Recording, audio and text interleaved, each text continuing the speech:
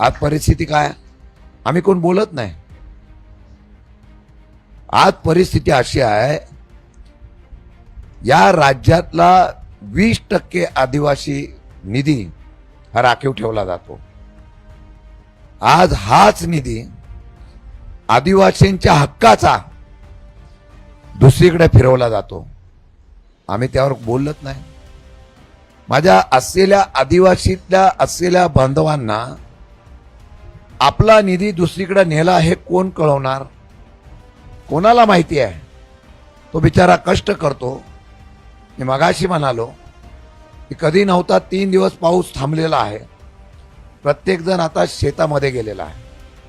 जर मी शेतामध्ये काम केलं तर माझं घर चालेल अशा प्रकारची परिस्थिती आजही माझ्या वाड्यामध्ये, आजही अशा माझ्या कोपटामध्ये आहे.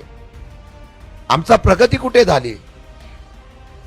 आणि म्हणून मला वाटतं, मग कोण अध्यक्ष मराठा समाजाचा आहे, कोण मुस्लिम समाजाचा आहे, का कोण आदिवासीचा नेता आहे, याच्यामध्ये आपण पडू नका. आपण सगळेजण एका समाजाचे आहोत आणि तो आदिवासींसाठी लढतो हा निर्णय देण्याचा प्रयत्न आपण करा.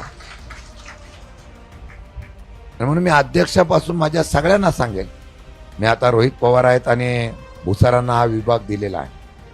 ते बैठक घेतील, त्या चर्चा करतील, काय निर्णय घ्यायचा तो आम्ही घेऊ.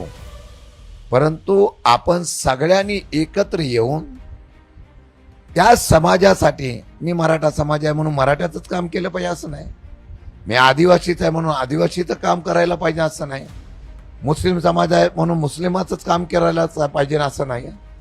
आम्ही सगळ्यांनी मिळून सर्व समाजाचं काम करणारा नेता म्हणून आपला पक्ष असा उभा करण्याचा प्रयत्न करणं गरजेचं आहे.